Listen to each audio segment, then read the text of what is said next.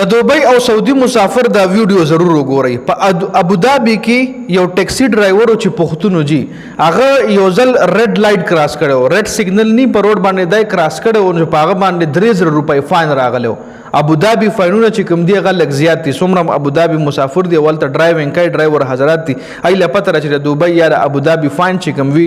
دا جرمانه چې کوم ترانسپورت باندې لګي نو دا ډیر زیات دي. نو هغه ریډ لایټ کراس کړو چې په هغه باندې 3000 فاین راغلو او د ټیکسي ډرایورو د ټیکسي ډرایور نو چې کومې کمپنۍ سره د ټیکسي چلولو هغه کمپنۍ ولوي چې دا فاین به ته جمع کړي. نو دغه فاین کې ډیره سستی کوله، دا فاین نه جمع کولو، ډیر ټایم په وړ کال په وړ د 2 کال په وړ د خدا فاین نه جمع کولو. د فاین پسې لیټ فیس خطو دا فاین دا جرمانه چې کومه دا 50000 درهم لو رسیدا. د 3000 جرمانه چې کم دی د لیټ فیس په وجه د جرمانو په وجه باندې هغه 50000 درهم لو خطا اور بیا په ټیکس وغیرہ ورواچول نو 51450 درهم لدغه جرمانه وخطا. نو بیا الته کمپنی ته هم ریسکو چې په دغه په ډرایور باندې فاینو نو هغه کمپنی هغه فاین چې کم دی دغه جرمانه جمع کړي او ډرایور ته ویلي چې دا فاین به واستموږ جمع کړي چې ډرایور ته انکاري شوی دی. ډرایور ته انکاري شوی دغه ټیکسي ډرایور ته انکاري شوی چون کې په تنخواه کې به ته کټینګ لګ ډیر کولو خو ډرایور ولوي نه چې مانه به کټینګ نه کوي.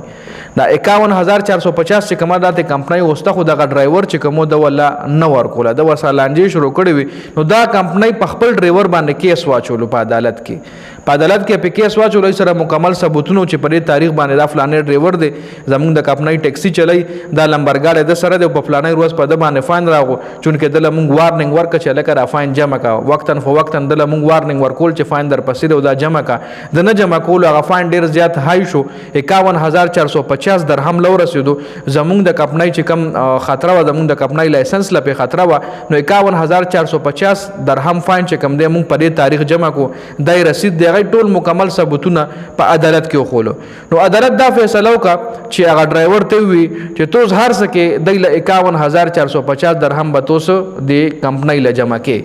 اوس د کمپنۍ خو خره کتانه پاکستانو باندې اخلي یا ته پاکستان کې خپل جائیداد خرڅه 51450 درهم دی. 51450 درهم نه جوړیږي کم از کم تقریبا 38-39 लाख रुपए ته جوړیږي په اسان حساب باندې 38-39 लाख रुपए دغه 51450 درهم نه په اسان حساب باندې جوړیږي دا د لمر راوند فیګر وي.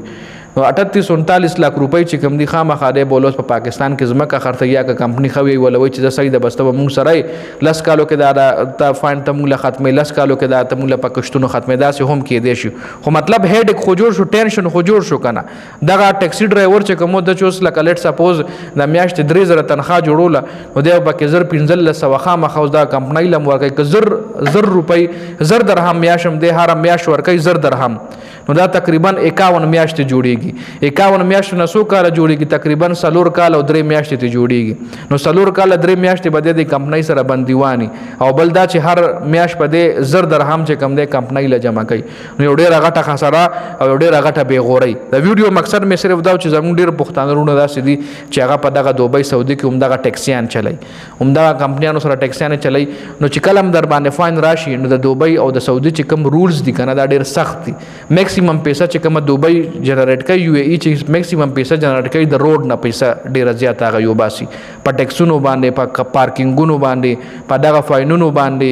دا دلته چې ولا ټول ټیکس ویل شي دا سیلتم ټول ټیکس لګیدلی وي خو اتوماتیک ای آی والا مطلب دا سه ټول ټیکس چې لاندې ته گاډي کټ لاندې ته گاډي تیر شي نو د گاډي چې کم کاډي هغه نه پیسې کټ شي لکه دا نه چې ته بودريږي او